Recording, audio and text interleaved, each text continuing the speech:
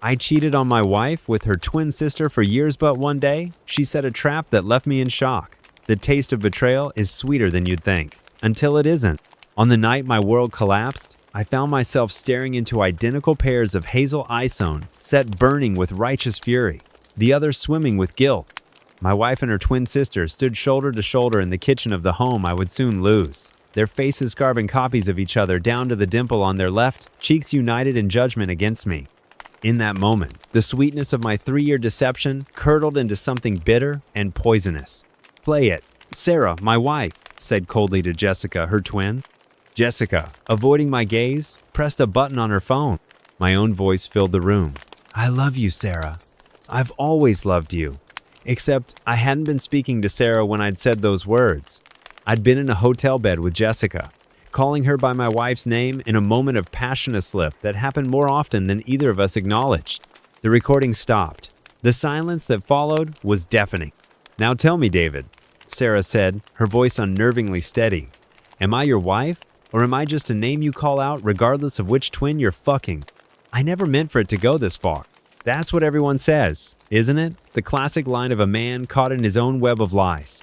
But standing in my kitchen on that cold January morning, staring at the identical faces of my wife and her twin sister, I realized just how spectacularly I had destroyed everything.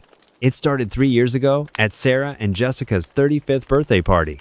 Sarah, me, wife of 7 years at that point, had organized the celebration at our suburban home outside of Chicago. Back then, I was still riding high on my unexpected promotion to senior partner at the law firm, a success that had come with a salary that finally allowed us to buy our dream house in Lake Forest. Our home was a testament to Sarah's methodical planning and my newfound success. 5 bedrooms, a sprawling backyard with an infinity pool overlooking a ravine, and a 3-car garage that housed my brand new Tesla alongside Sarah's more practical Volvo. We'd achieved the American dream, at least on paper.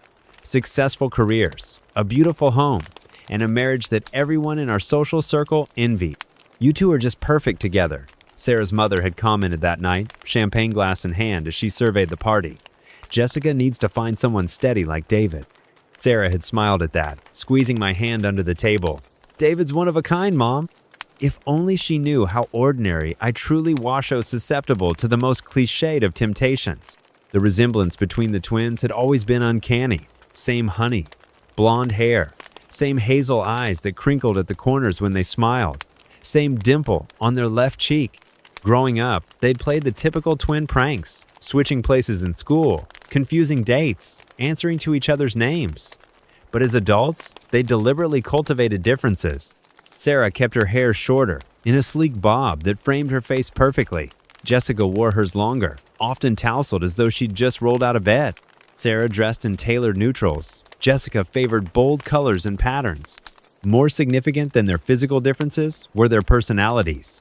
Sarah was methodical, reserved, and practical, a financial analyst who planned our life with precision. Jessica was spontaneous, outgoing, and always chasing the next thrill. I'd fallen for Sarah's stability, her quiet confidence, the way she made our life together feel like solid ground beneath my feet.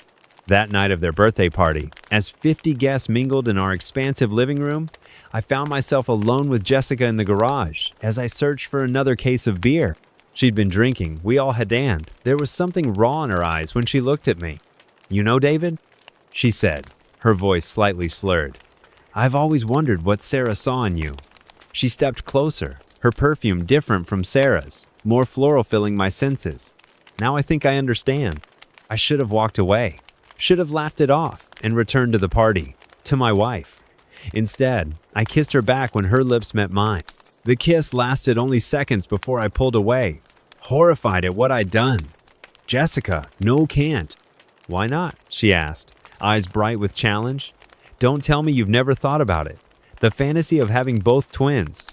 Every man's dream, isn't it?" "I love Sarah," I said firmly, though I could still taste Jessica's lipstick on my lips. "Of course you do," she replied with a smile that was both knowing and dangerous. "And Sarah will never know about this little moment." She picked up a case of beer. "Our secret." I returned to the party, shaken but convinced I'd shut down something that could have been disastrous. I played the perfect host for the rest of the night, attentive to Sarah, cordial but distant with Jessica.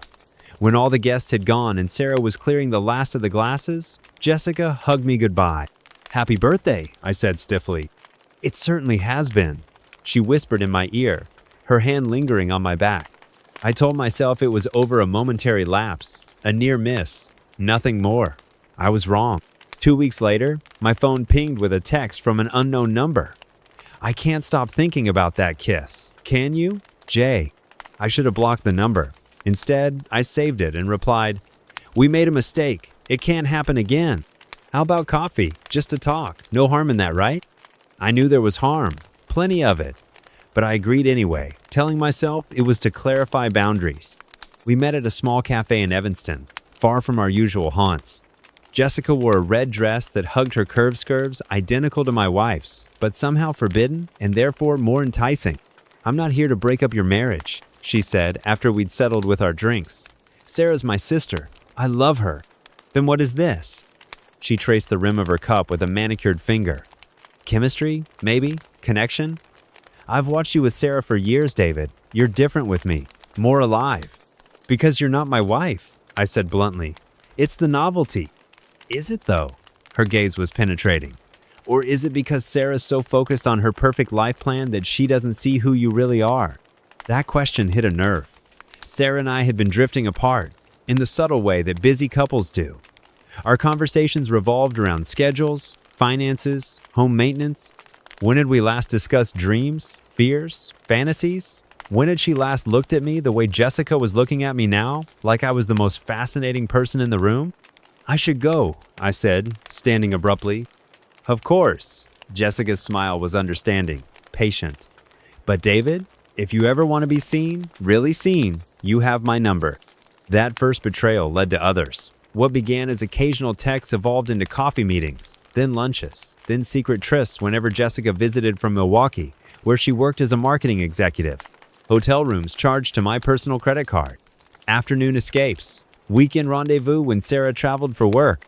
The guilt ate at me constantly, a gnawing in my gut that never fully subsided.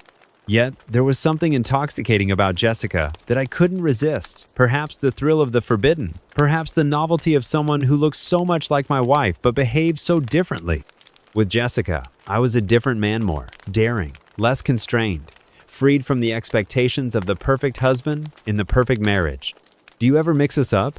Jessica asked once as we lay in a hotel bed, her head on my chest. "In your mind, I mean?" The question startled me. "No, never. You're completely different people." But that wasn't entirely true. There were moments, fleeting, disturbing moments, when the lines blurred. When Jessica's laugh would sound exactly like Sarah's, or when a certain expression would transform her face into my wife's. In the shadowy space between sleep and wakefulness, I sometimes had to remind myself which twin lay beside me. As my affair with Jessica deepened, my career soared unexpectedly. The case I'd been slaving over for months, a high-profile corporate merger that seemed destined to fail, suddenly turned in our favor when the opposing counsel made a critical error. The victory catapulted me into the firm's inner circle. More money, more power, more respect. And with that success came a growing sense of invincibility that bled into my personal life. If I could get away with winning an unwinnable case, surely I could balance a wife and her twin sister without consequences.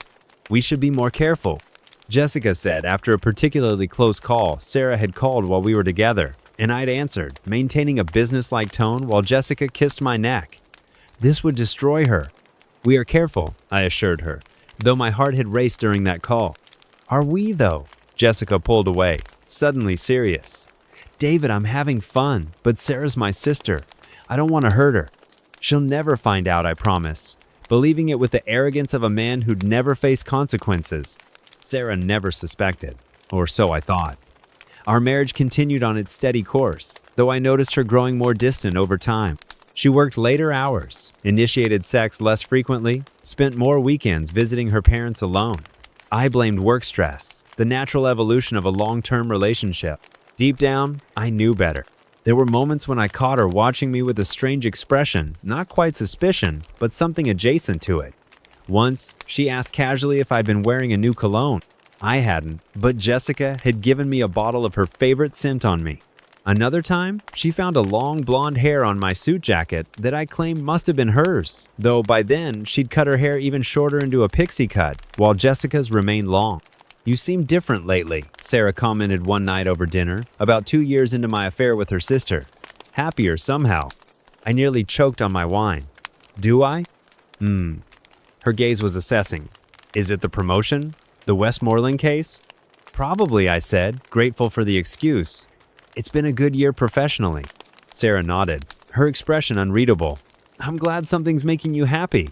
Looking back, I should have recognized the warning signs. Her increased interest in my schedule, her seemingly casual questions about my whereabouts, the way she'd occasionally check my phone when she thought I wasn't looking.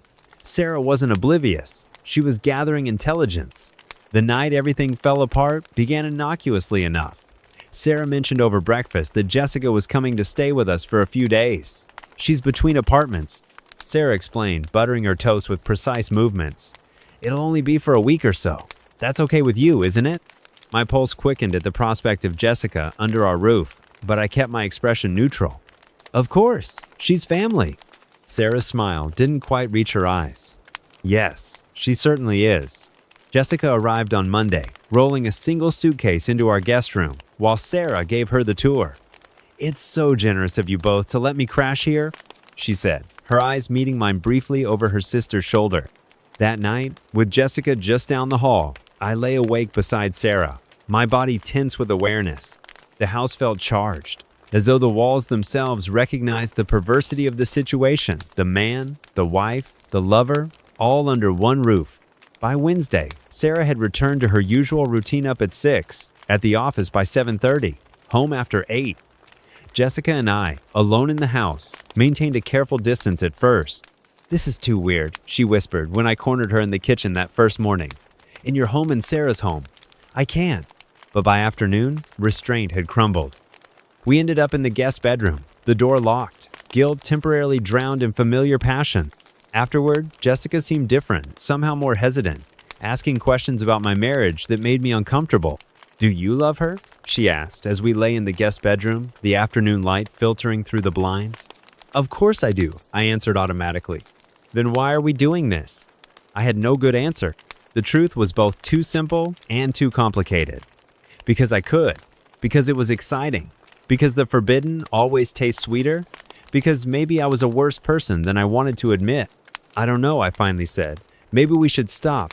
Jessica traced patterns on my chest, her expression troubled. "Maybe we should." But we didn't stop. Thursday followed the same pattern: restraint in the morning, surrender by afternoon. Yet something had shifted in Jessica's demeanor. She seemed preoccupied, almost sad. When I reached for her that night, after Sarah had gone to bed, Jessica pushed my hand away. "Not here," she whispered. "Not with her in the next room. It's too cruel." I retreated, both relieved and frustrated. The thrill of sneaking around had always been part of our dynamic, but even I had to admit that conducting our affair with Sarah sleeping nearby crossed a line. Friday night, Sarah announced she had to work Latier client crisis, she explained, kissing me distractedly on the cheek before heading out the door. "Don't wait up. I might even stay at a hotel near the office if this runs too late." Jessica and I ordered takeout and opened a bottle of wine.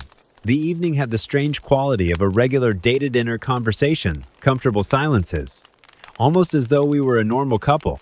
"If things were different," Jessica said, swirling the wine in her glass, "do you think we could have worked? You and me?" The question caught me off guard.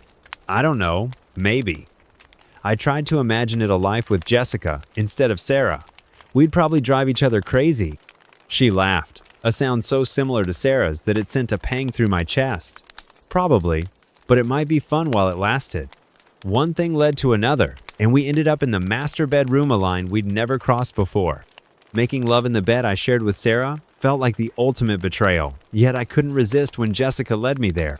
Something about her was different that night, more intense, more present, her eyes never leaving mine. "Say my name," she whispered as we moved together. "Jessica," I breathed. A strange expression crossed her face. "Again, say my name again."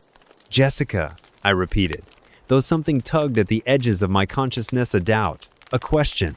Later, as we lay tangled in the sheets, Jessica propped herself up on one elbow to look at me. "Do you ever call me Sarah when we're together like this?"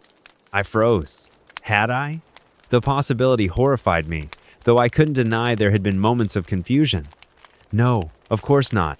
She studied me for a long moment, then sank back against the pillows. If you say so. I fell asleep with her in my arms. A troubled sleep filled with dreams where Sarah and Jessica kept shifting, changing places, their faces blending into one another until I couldn't tell where one ended and the other began. The next morning, I woke to the sound of movement in the kitchen. Jessica wasn't beside me. I pulled on sweatpants and a t-shirt and headed downstairs, expecting to find her making coffee. Instead, both of them stood by the kitchen island, staring at me with identical expressions. For a disorienting moment, I couldn't tell which was which. They were dressed similarly in jeans and black sweaters, their hair styled the same way. Even Jessica's signature long locks had been pinned up to match Sarah's shorter style. "Morning, David," they said in perfect unison. The hair on the back of my neck stood up. "What's going on?" I asked, my mouth suddenly dry. Sarah had, at least I thought it was. Sarah stepped forward. "Funny thing, Dave. Jessica called me yesterday. Said she needed to talk about something important." Her voice was unnaturally calm. Turns out she's developed quite a conscience lately, especially after meeting someone she actually cares about. Jessica looked at the floor. "I'm sorry, David. I couldn't keep doing this." "So we had a long talk," Sarah continued, "and decided to run a little experiment." My stomach dropped. "What experiment?" "Well," Sarah said, picking up her coffee mug, "the woman you slept with last night? That wasn't Jessica." The room seemed to tilt sideways. "What are you talking about? Of course it was." "No," Jessica interrupted. "I've been staying at a hotel since Wednesday. The woman who's been here? The one you've been touching, kissing, sleeping with? That's been Sarah the whole time." I looked between them, my mind racing to process what they were saying.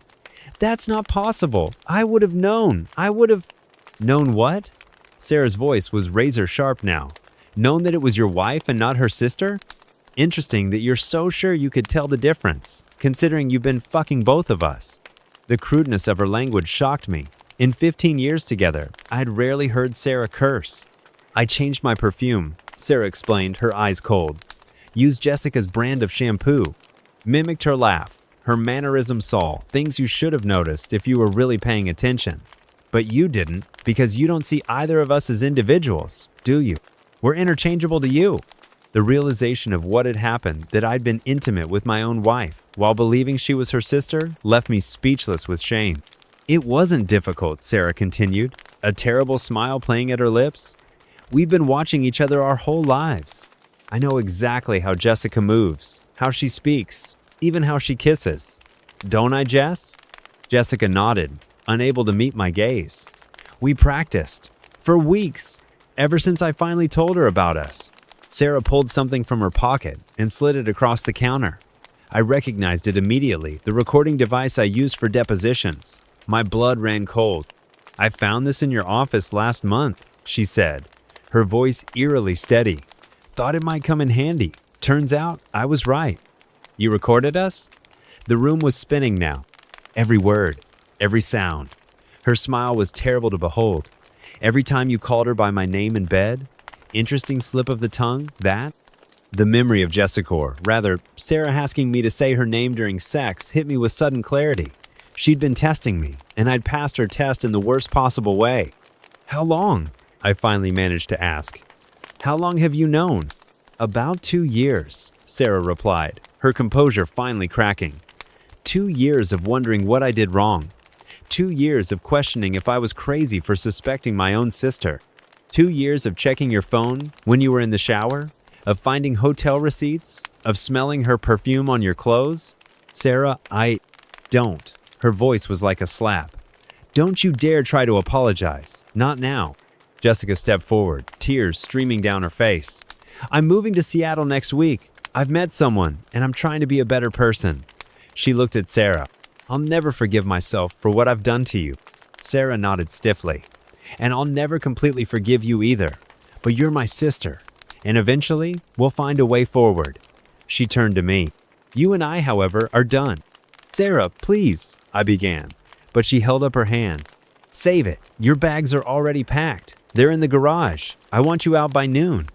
She paused, her eyes glittering with fury and something else of satisfaction. Oh, and you might want to check your email. I sent those recordings to the managing partners at your firm last night. Sexual misconduct with a client's sister in the firm's building? That should make for an interesting Monday morning meeting. The bottom dropped out of my world. My marriage, my career, my reputation, all destroyed in one calculated move. You can't be serious, I whispered. Can I? Sarah's smile was cold. You underestimated me, David. You always have. You thought I was the safe twin, the boring twin, the one who would never surprise you. But we've always been more alike than you realized. The difference is, Jessica acts on impulse. I plan. I'll be ruined. Yes, she agreed. You will be. As I stood there, watching the two women I had betrayed standing shoulder to shoulder against me, I realized that my life as I knew it had ended, and I had no one to blame but myself. I moved like a sleepwalker, gathering the bags Sarah had already packed for me. Most of my clothes, basic toiletries, a few personal items. No photos, no mementos of our life together. It was as if she'd already erased me. Can we talk? I asked desperately as Sarah followed me to the garage. Just for a minute, there are things I need to say. There's nothing you can say that I want to hear, she replied, her voice empty of emotion now. Nothing that would change anything. I know that. Sarah, I do love you. I always have. She laughed, a harsh sound without humor. Love? You don't even know what that word means. I made a terrible mistake, I persisted. The worst mistake of my life. But what you're doing, sending those recordings to my firm that's going to destroy everything I've worked for. Something flickered in Sarah's eyes, not compassion, but something colder. That's the point, David. Actions have consequences. It's time you faced yours. Jessica appeared in the doorway, her face drawn with guilt. The car's here, she said quietly. Sarah nodded. Goodbye, David. I looked between them one last time, these identical women who had become the architects of my downfall. I never meant to hurt you, I said, the words sounding hollow even to my own ears. And yet you did, Sarah replied. Every day, for years. She turned away. The next time you see me, it will be through our lawyers. As the rideshare driver loaded my bags into the trunk, I looked back at our house, the dream home that had become the stage for my undoing. Through the window, I could see Sarah and Jessica embracing, their identical profiles silhouetted against the light. In that moment, I understood something fundamental. The bond between the twins had always been stronger than anything I could offer either of them. In trying to possess them both, I had lost them both. The driver glanced at me in the rearview mirror. Where to, sir? I had no answer. My future, once so carefully planned and seemingly secure, had dissolved into uncertainty. All the success I'd achieved, the partnership, the prestige, the wealth, would likely be gone by Monday. Sarah had seen to that. Any hotel, I finally said. Somewhere cheap. As we pulled away from the curb, my phone pinged with an email notification. I opened it with trembling fingers, already knowing what I would find. A message from Sarah, sent to me and copied to all 5 managing partners of my firm. Attached were 3 audio files, labeled simply Evidence 1, Evidence 2, Evidence 3. I didn't need to play them to know what they contained. Moments of intimacy transformed into instruments of destruction, private betrayals made public. The driver caught my eye again. Bad news? I closed the email, unable to face its contents. You could say that. Want to talk about it? He offered, clearly sensing my distress. I almost laughed at the absurdity of the question. How could I possibly explain what had happened? How I'd destroyed my life through a series of choices that seemed insignificant in isolation but catastrophic in aggregate? No, I said quietly. There's nothing to say. Nothing that would change what I'd done. Nothing that would undo the pain I'd caused. Nothing that would restore what I'd lost. The trap Sarah had set pretending to be Jessica, recording our encounters, was elegant in its simplicity and devastating in its effectiveness. She'd used my own betrayal against me, turning my deception back on itself.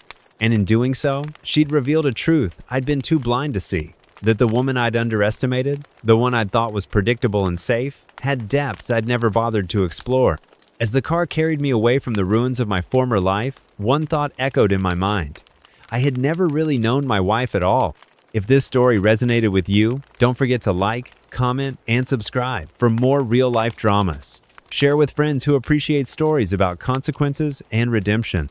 The Plaza Inn downtown became my temporary residenza generic, mid-range hotel that catered primarily to business travelers and tourists, seeking proximity to Chicago's attractions. My corner room on the 12th floor offered a partial view of Lake Michigan, a cruel reminder of the lakefront home I'd lost. At $189 a night, it would drain my personal savings within weeks, but I couldn't bring myself to search for something more permanent. Some irrational part of me believed this was all temporary, that Sarah would calm down, that the firm would understand, that my life would somehow reassemble itself like a puzzle temporarily scattered. That delusion lasted precisely until 8:17 Monday morning, when Patricia Goldstein, the senior managing partner at Harrison Weiss Thornton, summoned me to her office. "Tell me this isn't what it sounds like, David," she said without preamble, gesturing to her computer screen where my email from Sarah sat open. I had spent the weekend alternating between desperate attempts to reach Sarah, all unanswered, and rehearsing explanations that might salvage my career. None of them seemed adequate in the harsh fluorescent light of Patricia's corner office. "Patricia, I can explain." "Can you?" Her expression was granite. Because what I heard in those recordings was one of our senior partners engaging in sexual activity in our conference room after hours with a woman who is not his wife. A woman who is the sister of Westmoreland Financial's chief investment officer, biggest client. Please, enlighten me as to how that could possibly be explained. My carefully prepared defense crumbled. The conference room. Of course. 2 months ago, Jessica had surprised me at the office late one night. The building had been nearly empty, and we'd given in to the reckless thrill of the moment. I hadn't even considered that Sarah would have recorded that particular encounter. "I made a terrible mistake," I said, falling back on the only truth available. "A mistake." Patricia removed her glasses, pinching the bridge of her nose. "David, a mistake is missing a filing deadline. A mistake is citing the wrong precedent in a brief. What you did was a deliberate violation of every ethical standard this firm upholds." "I understand, and I'm prepared to face whatever disciplinary." "You're fired, David." The words hung in the air between us. Fired? "Patricia, I brought in millions for this firm. The Westmoreland merger alone is now at risk because you couldn't keep your dick in your pants." Her crude language, so at odds with her usual polished demeanor, underscored the depth of her disgust. Sarah Westmoreland has already contacted her brother. Westmoreland Financial is reviewing their relationship with us. Do you have any idea the damage you've done? I hadn't known. In my selfishness, I'd forgotten that Sarah's brother was the CEO of Westmoreland Financial. That my personal betrayal now threatened the firm's most lucrative client relationship. "I'll talk to Michael," I offered, referring to Sarah's brother. "Explain that this was between Sarah and me. It doesn't need to affect the firm." Patricia's laugh was brittle. "You really don't get it, do you? The Westmorelands are a family, David. They stick together. Michael already called me personally to express his disappointment." She pushed a document across her desk. "Your termination agreement. Sign it now, and we'll provide 3 months severance. Fight it, and we'll release you for cause with nothing." My hand shook as I reached for the pen. "Could I have some time to review this with counsel?" "You have 30 minutes. I've already scheduled an all-hands meeting at 9 to announce your departure." And just like that, 15 years at the firm years of 60-hour weeks, sacrificed weekends, neglected friendships, scented with a signature on a document I barely read. By noon, my office was packed into cardboard boxes. By 1, security had escorted me from the building, my access card deactivated, my email already returning bounce messages. In the space of a single weekend, I had lost my wife, my home, and my career. The life I had spent years building had been obliterated with surgical precision. The next blow came Tuesday morning, when my attempts to access our joint bank accounts revealed that Sarah had already emptied them legally. As it turned out, since Illinois law allowed either spouse to withdraw funds from joint accounts regardless of who had deposited them, my salary had always been the larger contribution, but Sarah's family money had made up a significant portion of our savings. Now, only my personal account remained, with a balance inadequate for the legal storm I knew was coming. By Wednesday, local legal circles were buzzing with the news of my spectacular downfall. Former colleagues crossed to the other side of the street when they saw me coming. Calls to other law firms went unreturned. One former classmate, now a partner at a mid-sized firm where I'd hoped to land, was brutally honest when I finally cornered him at his country club. "It's not just the affair, David," he explained, uncomfortable but direct. "It's who you had the affair with. The Westmorelands have connections throughout this city. Banking, legal, real estate hell, they've got a wing named after them at Northwestern Memorial. No one wants to cross them. So I'm blacklisted, I said, the reality finally sinking in. For now, at least. He clapped my shoulder awkwardly. Give it time. 6 months, maybe a year. Once the divorce is finalized and the dust settles, someone might be willing to take a chance on you. Until then, he shrugged, his meaning clear. My professional exile was complete. The man who had argued before the Seventh Circuit, who had closed deals worth hundreds of millions, who had been courted by rival firms with increasingly lucrative offers, was now unemployable in the city where he had built his reputation. The divorce papers arrived Thursday morning, delivered by courier to my hotel room. Sarah had filed on grounds of adultery, seeking an uncontested dissolution. The terms were as brutal as I'd expected. No spousal support, division of assets heavily weighted in her favor, sole ownership of our home, and a demand for my signature on a non-disclosure agreement preventing me from discussing our marriage or divorce publicly. My first instinct was to fight. I called Richard Breyer, a divorce attorney known for his aggressive tactics, only to be told by his assistant that the firm had a conflict of interest. The same response came from the next 3 attorneys I contacted. By Friday, I realized the truth. Sarah's family connections had effectively locked me out of quality legal representation in Chicago. In desperation, I drove to Milwaukee and retained a lawyer therein, older attorney named Martin Greenberg, who had no ties to Chicago's legal establishment. His assessment, after reviewing the papers, was blunt. You're screwed, son. The adultery is documented, you've lost your job due to misconduct, and her family has resources you can't match. We can fight, but it'll be expensive and likely futile. So I just roll over? Let her take everything? Martin leaned back in his chair, studying me. Tell me something. Do you still love your wife? The question caught me off guard. Yes, I answered after a moment. Despite everything, yes. Then maybe the kindest thing to her and to yourself is to end this cleanly. Sign the papers, accept the loss, and try to rebuild your life. She's destroyed my life, I said, bitterness rising like bile. No. Martin's gaze was steady. You destroyed your life when you started sleeping with her sister. Sarah just made sure you face consequences.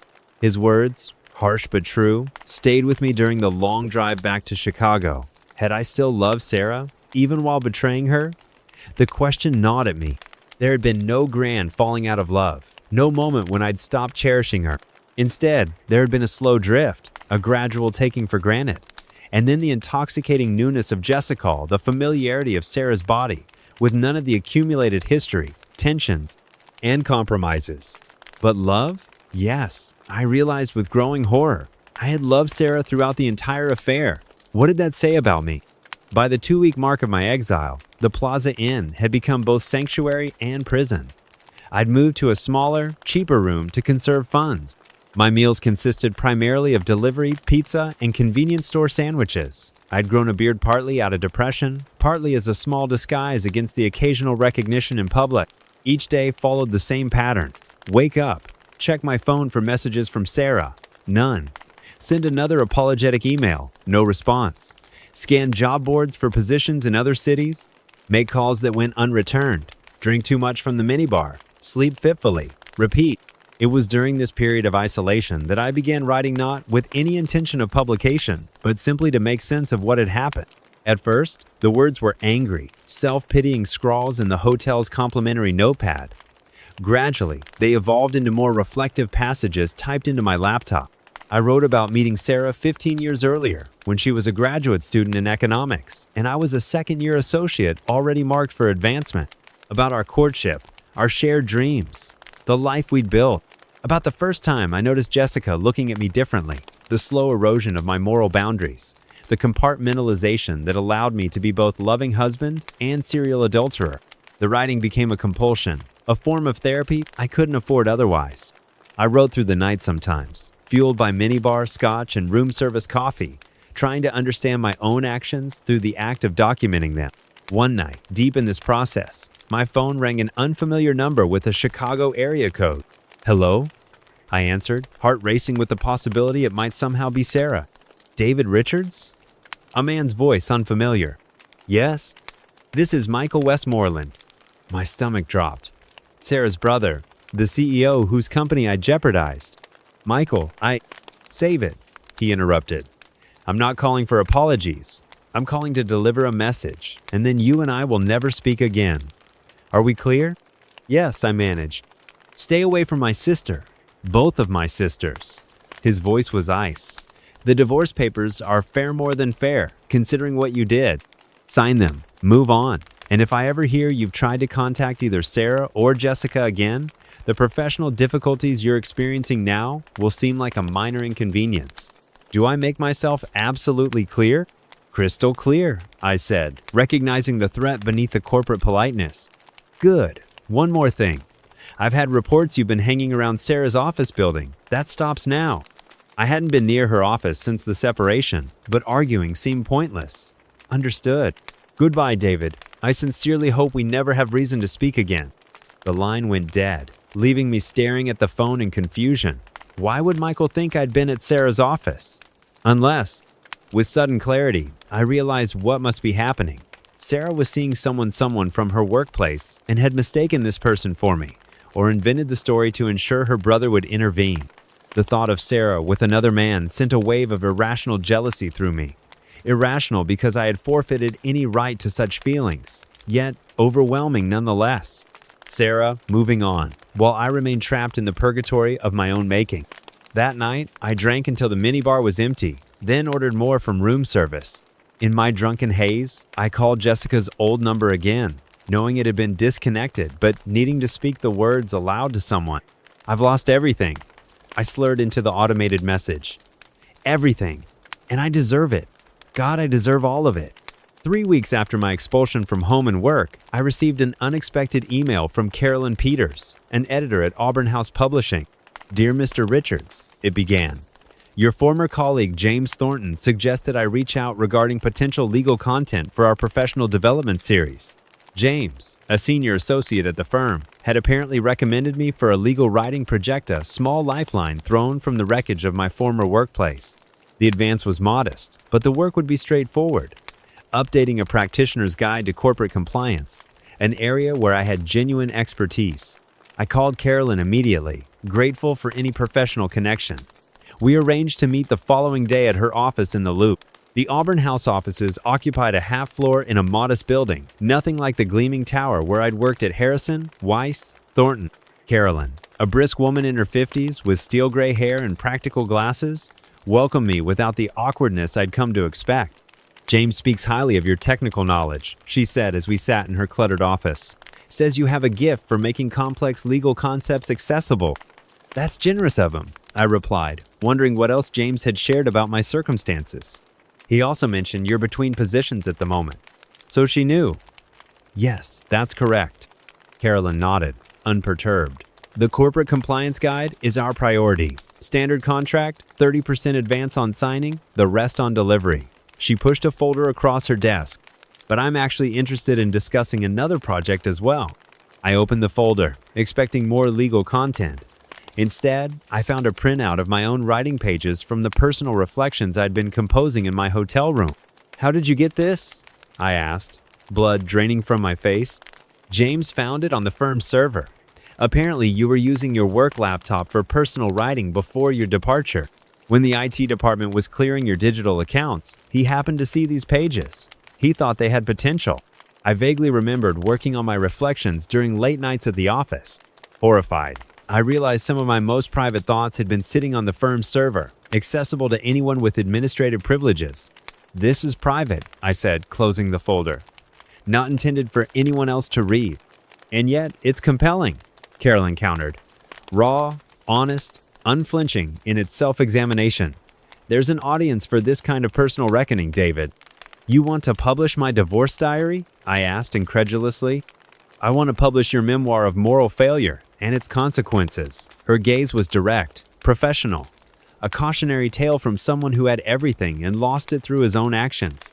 No villains, no victims, just human complexity and the price of betrayal. My wife would never allow it. Names changed, details altered to protect privacy. Carolyn shrugged. Standard practice for memoirs involving real people. I can't, I said, pushing the folder back toward her. It's too personal, too raw. Think about it, she urged, making no move to take the folder. The compliance guide contract is yours regardless. But this, she tapped the folder, this could be cathartic. For you and for readers who might recognize themselves in your story. I left her office with both contracts unsigned, my mind swirling. The idea was absurd, exploitative. And yet, as I returned to my hotel, room now feeling smaller and shabbier than ever, I found myself opening my laptop, reading through my private reflections with new eyes, seeing them not just as personal therapy, but as a potential narrative. That night, I began reshaping the scattered pieces into a more coherent whole. Not for publication, I told myself. Just for clarity, just to understand. 1 month after Sarah's trap had sprung, I found myself at a crossroads. My hotel funds were dwindling. The severance from the firm would cover expenses for perhaps another 2 months. The compliance guide would provide some income, but not enough to sustain me in Chicago. I had 2 options. Sign Sarah's divorce agreement and use what little settlement I received to relocate and start over, or fight a battle I was almost certain to lose at tremendous additional cost. In this moment of decision, Jessica reached out unexpectedly, a text from a new number. We need to talk. Meridian Coffee on Michigan. Tomorrow, 10 a.m. I arrived early, choosing a table in the back with a view of the door. When Jessica walked in, I almost didn't recognize hers. She'd cut her hair short, dyed it darker. Breaking the physical resemblance to her sister was a statement I understood all too well. "David," she said, sliding into the seat across from me, her voice neither warm nor cold, just empty. "Jessica, I heard you moved to Seattle." "I did. I'm just back for the weekend." She glanced at her watch. "Mom's 70th birthday." I nodded, remembering my former mother-in-law, a woman who had treated me like a son. Another casualty of my selfishness. "How is—" I couldn't bring myself to say Sarah's name. Jessica's expression hardened. "Don't. You lost the right to ask about her." "I know. I miss her. I miss what we had." "What you had?" Jessica shook her head in disbelief. "You never appreciated what you had, David. That's the whole problem." She was right, of course. I'd taken Sarah's love for granted, treated it as a constant while I pursued excitement elsewhere. The irony was that Sarah had been the one full of surprises and the incapable of a strategic deception that rivaled anything I'd managed during our marriage. "Have you signed the papers?" Jessica asked. "Not yet. I'm still hoping we can talk, that maybe once she's had time to—" "Stop." Jessica's voice was sharp. "It's over, David. Sarah is done." The fact that you're still hoping for reconciliation just shows how little you understand her, how little you ever understood her. "And you?" I asked. "Are you done too?" Jessica's gaze was steady. "I was done the moment I realized what we were doing to Sarah, what I was doing to my own sister." She sipped her coffee. "I'm seeing someone in Seattle, someone who knows everything about my past mistakes and loves me anyway. I'm trying to be better, David. You should try it too. The papers are completely one-sided," I said, changing tactics. "She's taking everything in the house, most of our savings. Her family is making sure I can't even work in this city." "And you think that's unfair?" Jessica's eyebrows rose. "After what you did to her career?"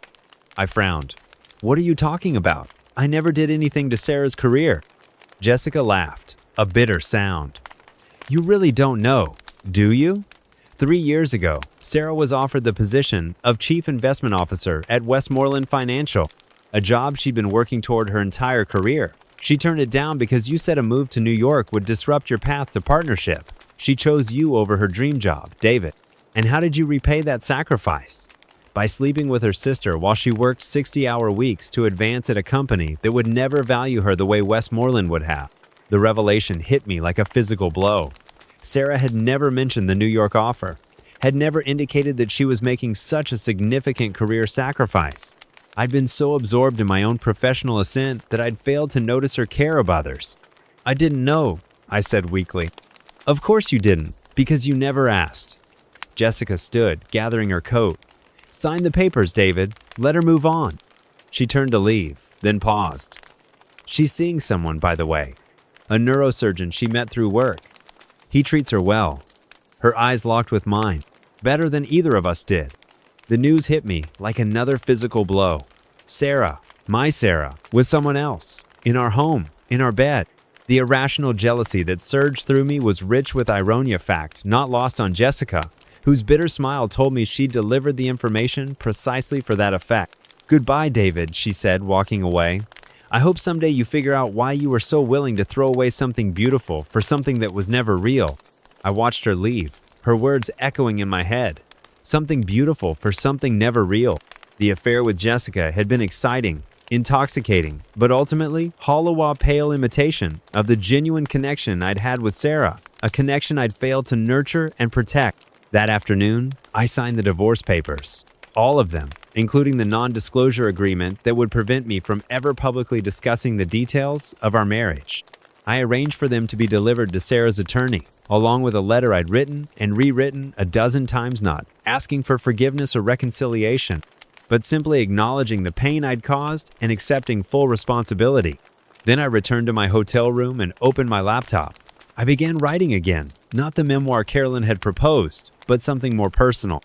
A record for myself of how I'd destroyed the life I'd built, and the lessons I was only now beginning to learn from the rubble. I never meant for it to go this far. I wrote, the words appearing on the screen as tears blurred my vision.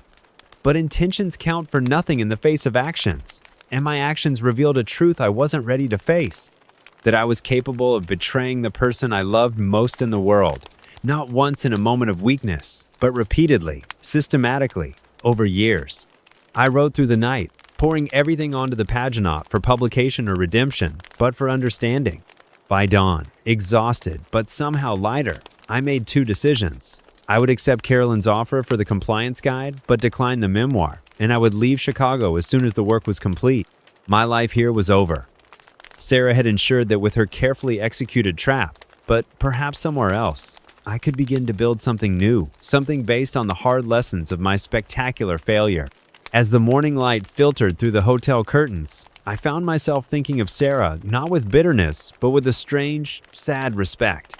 She had seen me more clearly than I had seen myself, had recognized the weaknesses I'd hidden beneath confidence and success. And in the end, she had freed herself from a man who had never deserved her, a man who had mistaken her steadiness for predictability, her loyalty for blindness. The trap she'd set hadn't just exposed my betrayal, it had revealed her strength. And that, perhaps, was the most painful revelation of all, that the woman I'd underestimated for years had ultimately outplayed me at every turn. The first 3 months after Sarah kicked me out were a nightmare beyond anything I could have imagined. Fired from the law firm in a humiliating public spectacle, I found myself blacklisted in legal circles throughout Chicago. The recordings Sarah had sent complete with my voice, calling Jessica by my wife's name and intimate moment shad spread through the professional grapevine like wildfire. Former colleagues crossed the street to avoid me. My bank account dwindled as legal bills mounted. The divorce papers had been signed, a final act of surrender. Home became a grimy extended stay motel on the outskirts of town, the only place I could afford after Sarah froze our joint accounts, and her father, a judge with considerable influence, ensured I'd receive the harshest possible financial settlement. The Hampton Suites, with its paper-thin walls and lingering smell of industrial cleaner, was a far cry from our lakefront home with its cathedral ceilings and custom kitchen, where Sarah and I had once hosted dinner parties for the firm's partners. "Planning on staying much longer, Mr. Richards?" the front desk clerk asked as I extended my stay for the 4th time. His name was Raj, a community college student who worked nights to pay for his education. Over the weeks, he'd become something close to a friend, possibly my only friend in the world at this point. "Just until I figure out next steps," I replied, sliding my credit card across the counter and praying it wouldn't be declined. Raj processed the payment, then hesitated before returning the card. "We have a monthly rate, you know, cheaper than paying week to week." It was a kindness I didn't deserve, but desperately needed. "That would be helpful. Thanks." "No problem." He tapped at his computer. "You're in law, right? I'm pre-law at Malcolm X. Maybe sometime you could tell me about it, if you're not too busy." The irony of dispensing career advice when my own lay in ruins wasn't lost on me. Still, I nodded. "Sure, though I might not be the best example to follow these days." "Everyone hits rough patches," Raj said with the optimism of youth. "My dad always says it's not about avoiding falls, it's about how you get back up." His words stayed with me as I returned to my room now, upgraded to a studio suite with the monthly rate. How did one get back up from a fall this catastrophic? My legal career in Chicago was over. My savings were nearly depleted. My reputation was in tatters. At 43, I was starting from scratch with nothing but a mountain of regrets and a handful of possessions in a motel room. Rock bottom came on a rainy Tuesday in March when my car was repossessed right outside the convenience store where I'd been buying discount ramen noodles. Standing in the parking lot, soaked to the skin, watching as the tow truck hauled away the last vestige of my former life, something inside me finally snapped into focus. That night, in my motel room with its flickering fluorescent light and paper-thin walls, I opened my laptop and stared at the blank screen. Then, slowly at first, I began to type. The story poured out of Mano as fiction, but as confession. My betrayal, my selfishness, my destruction.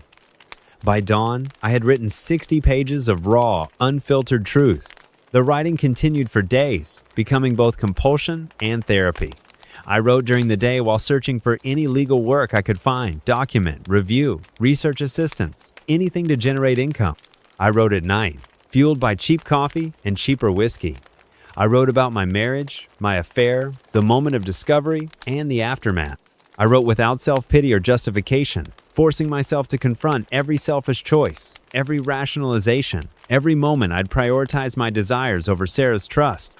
On impulse, I sent the manuscript to Carolyn Peters at Auburn House Publishing, the editor who had offered me the corporate compliance guide contract. 2 weeks later, to my utter shock, she responded with interest. "This is powerful stuff, David," she said when we met at her office. "Raw, honest, unflinching. With some refinement, I think it could find an audience." "It's personal," I hedged, suddenly protective of my confessional writings. "I'm not sure I want to share it with the world. Sometimes the most personal stories are the ones that resonate most deeply," Carolyn countered. "And frankly, you need this. The advance wouldn't be large, but it might sustain you while you rebuild." She was right about my finances. The compliance guide work had provided temporary relief, but wasn't enough for long-term stability. Still, I hesitated. I signed a non-disclosure agreement in the divorce. I can't disclose specifics about my marriage. So we changed names, alter identifying details. Carolyn shrugged. The heart of the story remains intact. A successful man destroys his life through his own choices, then has to face the consequences and rebuild. It's as old as literature itself, David. I left her office with a tentative agreement and a deadline.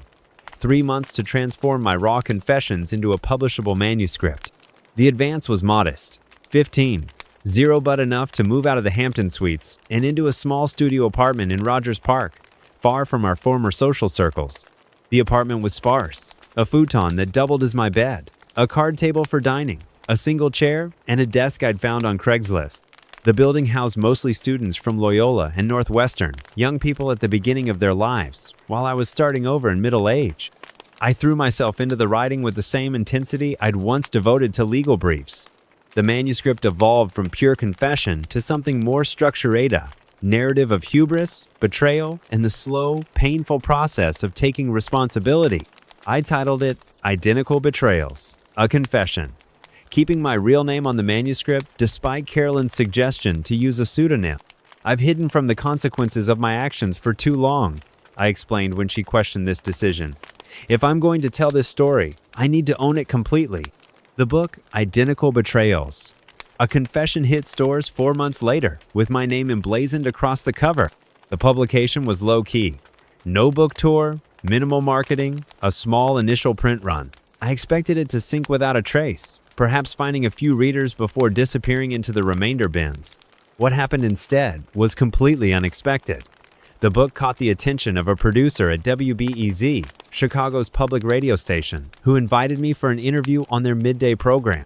The interview was challenging but fair, focusing on themes of accountability and redemption rather than the salacious details of my affair. Listening to myself speak about my failures publicly was excruciating, but somehow necessary, a form of penance I hadn't known I needed. That radio appearance led to others. A review in the Chicago Tribune described the memoir as a brutally honest examination of male entitlement and its consequences. Online forums began discussing the book, debating whether my honesty merited any sympathy. The sales numbers climbed steadily until 8 weeks after publication. Identical Betrayals landed on the New York Times bestseller list, nestled uncomfortably between a celebrity cookbook and a political thriller. The success was as disorienting as the failure that had preceded it.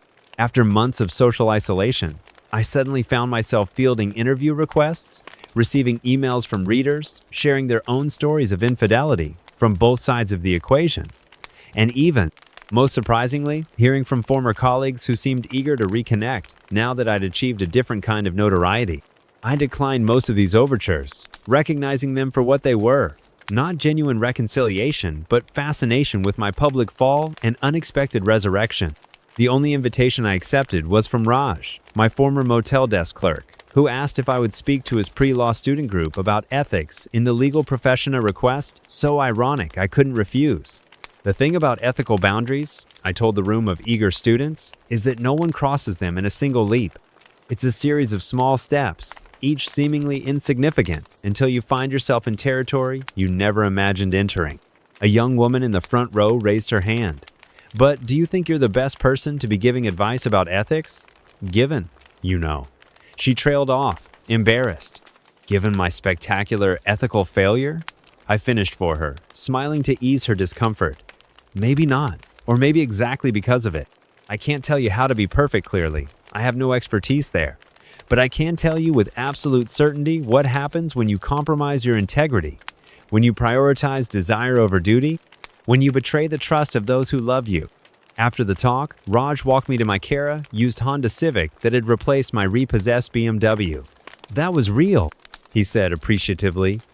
Most of our speakers talk about ethics like it's theoretical. You made it personal. Too personal, maybe, I replied, thinking of the students' wide eyes as I described my downfall. No, that's what made it effective. He hesitated. My dad read your book, by the way. He said it reminded him of mistakes he made when he was younger. Said it helped him finally talk to my mom about some old stuff between them. The idea that my story might have positive ripple effects in others' lives was something I'd never considered. It didn't erase my guilt or justify my actions, but it suggested that perhaps some meaning could be salvaged from my mistakes. As the book continued its unexpected climb, foreign rights were sold, and talks of a film adaptation began circulating, a prospect that filled me with equal parts horror and vindication. Then came an unexpected email from Sarah. We need to talk. The Peninsula Hotel, 7 p.m. Thursday. Private dining room under my name. I arrived early, my hands shaking as I was escorted to a secluded table.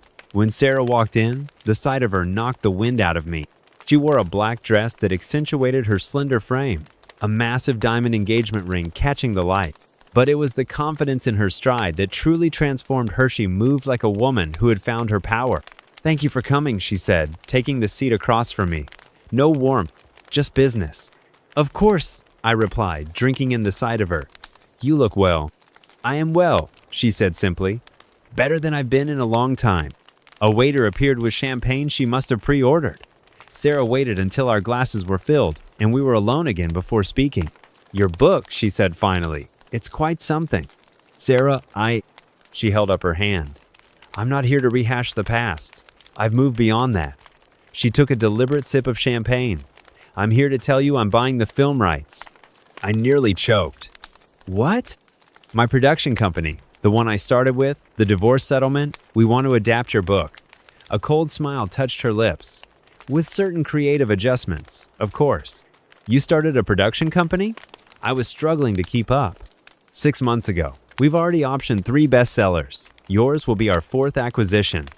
She set down her glass with precision. Who do you think has been driving those film adaptation rumors? The realization dawned slowly. This was your plan all along. Not initially, she admitted. But when life hands you public humiliation, sometimes you find unexpected opportunities. She opened her clutch and removed a contract. Standard terms, more than fair, considering everything. I stared at the document, then back at her. And if I say no, you won't. Her certainty was absolute. Because deep down, you know you owe me this. She was right. Of course she was right. There's something else, she continued, her voice softer now. Something you should hear from me directly. My heart clenched, bracing for more bad news. I'm pregnant. The world seemed to stop. Pregnant? I repeated stupidly. Yes, 4 months along. Her hand moved protectively to her stomach. Michael and I are thrilled. Mike Health and neurosurgeon Jessica had mentioned he was having a child with Sarah. The future I had always imagined Sarah as a mother was happening without me. Congratulations, I managed, the word hollow in my mouth. The book adaptation will be my last project before maternity leave, she continued, all business again. We begin production in August. Who? I cleared my throat. Who will play me? For the first time, Sarah laughed at a genuine sound that cut straight through me. That's what you're worried about? She shook her head. We're telling the story from my perspective, David. You're not the hero of this narrative. You never were. As she gathered her things to leave, I found my voice. The trap that night with you and Jessica in the kitchen, you planned that to destroy me, didn't you? Sarah paused, then met my eyes directly. No, David. I didn't do it to destroy you. I did it to reclaim myself. She stood, suddenly regal in the dim light. And look what I've built from those ashes. She walked away then, leaving the contract and the lingering scent of a perfume I no longer recognized. I watched her go. This woman I had betrayed and lost, now carrying a new life inside her and wielding a power I never knew she possessed. Later that night, I signed the contract. It seemed the least I could do, allowing Sarah to reshape our story, to claim the narrative I had stolen from her. And perhaps there was justice in it that the woman I had cast as a secondary character in my own selfish drama had become the author of both our fates. The success of the book brought unexpected opportunities. Literary agents contacted me about a follow-up memoir. Law schools invited me to speak about professional ethics. A recovery center for sex addiction asked me to lead workshops on rebuilding after betrayal. I declined most of these offers, uncomfortable with positioning myself as any kind of expert on relationships or redemption. The one exception was a small nonprofit that worked with men who had been unfaithful, helping them understand the damage they'd caused and rebuild their lives with honesty. I began volunteering there one evening a week, sharing my story with men whose faces reflected the same guilt, confusion, and hope I still carried.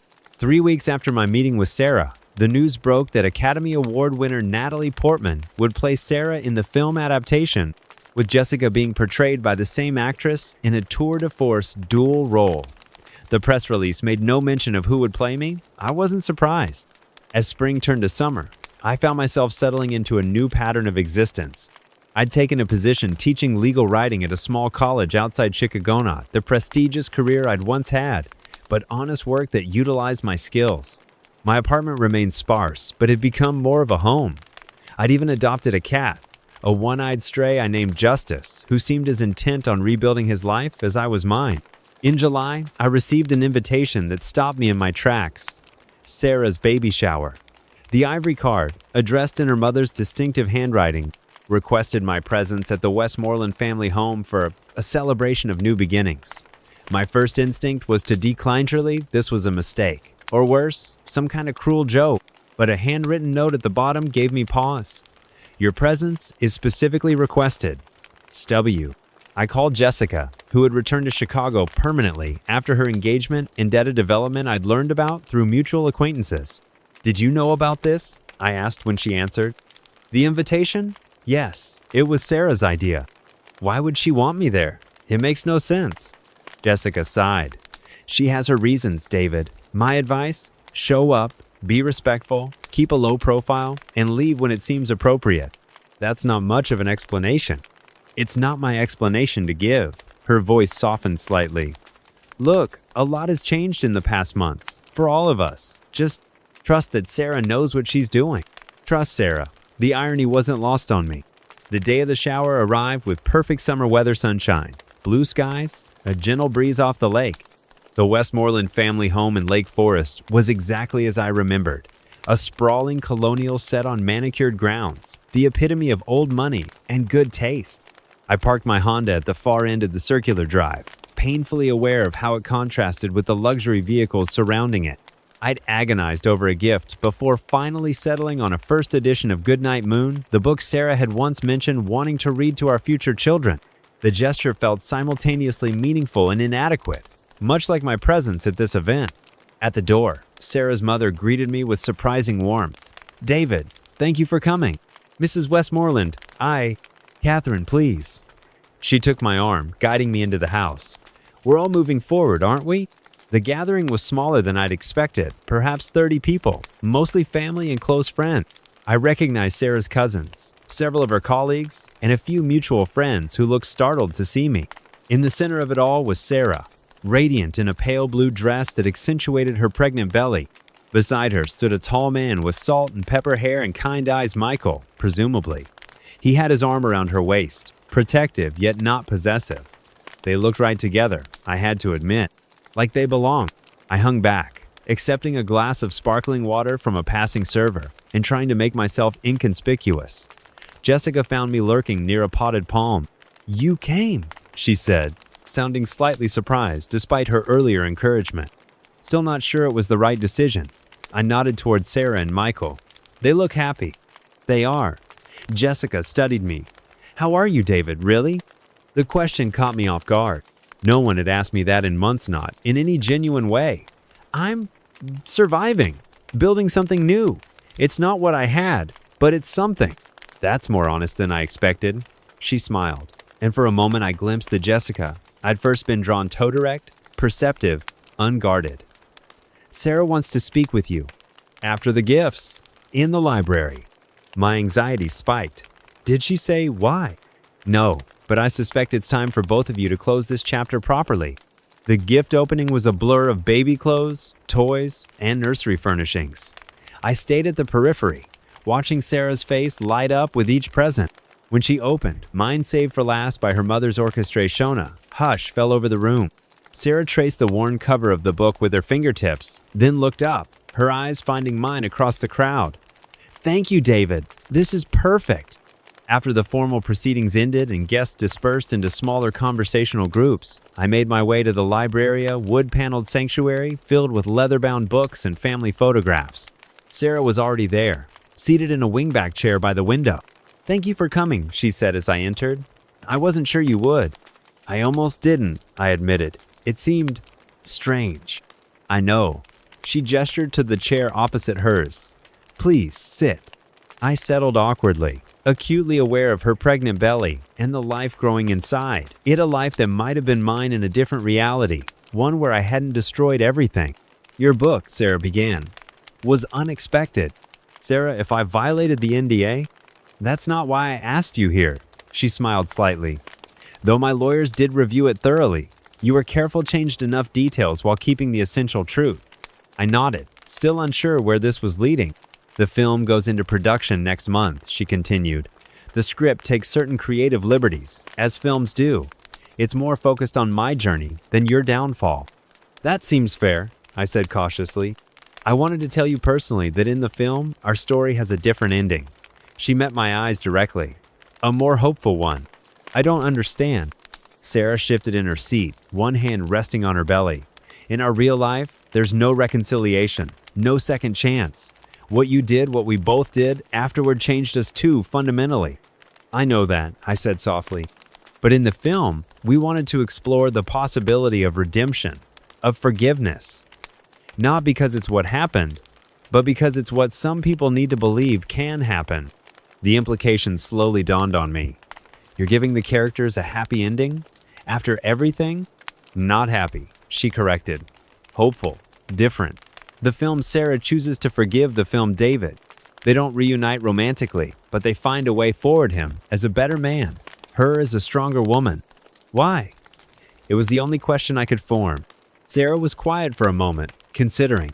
"Because while our actual story is about betrayal and its consequences, I want the film to be about something larger, about the possibility of growth after devastating mistakes, about the human capacity for change." "Do you believe that's possible? For people to truly change?" Her gaze was steady. "I have to. I'm bringing a child into this world, David. I need to believe that people can learn, grow, become better than their worst choices." "Even me?" I asked, the question barely audible. "Even you," she sighed. "I don't forgive you, not completely. I don't think I ever will, but I recognize that you're trying to build something meaningful from the wreckage.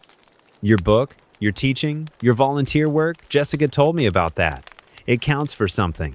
I swallowed hard against the emotion rising in my throat. "Thank you for saying that." "I didn't invite you here for reconciliation," Sarah clarified. "I invited you because I'm closing this chapter of my life, moving forward without the weight of anger or resentment. My daughter deserves a mother who isn't defined by past betrayals." "Daughter?" I echoed. Sarah's face softened. "Yes, Lily Catherine, due in September. She'll be beautiful, I said, meaning it, and lucky to have you as her mother. I'd like you to meet Michael before you go, Sarah said, rising from her chair with the careful movements of a pregnant woman. Not for any dramatic reason, simply because it feels right for the two men who have shaped my adult life to at least shake hands. If you're sure. I agreed, though the prospect filled me with trepidation. Michael was in the garden, helping Sarah's father with the grill. He looked up as we approached, his expression curious but not hostile. Michael, this is David, Sarah said simply. He stepped forward, extending his hand. I've heard a lot about you. Likewise, I replied, shaking his hand firmly. Congratulations on the baby, and on finding Sarah. Thank you. His gaze was direct, assessing but not unkind. Your book was illuminating, painful to read but important. It was painful to write, I admitted. An awkward silence fell. Sarah broke it with practiced social grace. David was just leaving. He has papers to grade, don't you, David? The excuse was transparent but welcome. Yes, first-year legal writing. A particular form of torture. Michael smiled at that, a genuine smile that reached his eyes. From what Sarah tells me about your former career, that sounds like quite a change of pace. It is, I agreed, but a necessary one. We shook hands again, and then Sarah walked me to the door. At the threshold, she paused. The book was brave, she said quietly. Flawed, like its author, but brave. Thank you for saying so. I meant what I said about the film, about believing people can change. I nodded, unable to find adequate words. Goodbye, David. Goodbye, Sarah. As I walked to my car, I felt lighter somehow. Not forgiveness, she'd said. That might never come, but acknowledged. Seen for my efforts, inadequate though they might be, to become someone better than the man who had betrayed her. Some traps, I was finally beginning to understand, become the catalyst that transformed victims into victors. Sarah had orchestrated her renaissance from the very moment she'd pretended to be her sister in our bed, and in the brilliant light of her unexpected success, I could only stand in the shadows. A footnote in the remarkable story of the woman who had turned betrayal into triumph. Life rarely offers neat resolutions or easy redemptions. But watching from afar as Sarah's pregnancy progressed and her company flourished, I found myself feeling something unexpected, not jealousy or regret, but a quiet sort of pride. Pride that the woman I had once loved enough to marry, but not enough to be faithful to, had found her way to something greater than anything we had shared. Maybe that, in the end, was the closest thing to redemption either of us would find. If this story touched you, please don't forget to like, comment, and subscribe. Share with friends who might appreciate this journey of consequences and personal growth. Thank you for following David and Sarah's story to its conclusion. Rain Tentar B.